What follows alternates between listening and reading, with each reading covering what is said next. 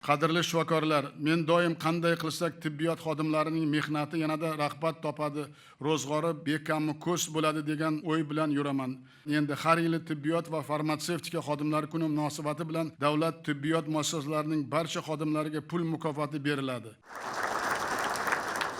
Tumanda yangi davolash usulini joriy qilgan shifokorlar 21 million so'mdan mukofot oladi. Davlat tibbiyot muassasalarida kamida 15 yil ishlagan tibbiyot xodimlariga sanatoriyaga bepul yo'llanma beriladi.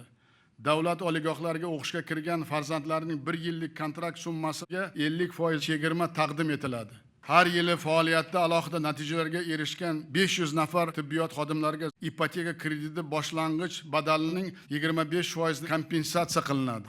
Davlat tibbiyot muassasalarida kamida 3 yillik stajga ega tibbiyot xodimlariga zarurat tug'ilganda yiliga bir marta yuqori texnologik ixtisoslashgan tibbiy yordam bepul ko'rsatiladi.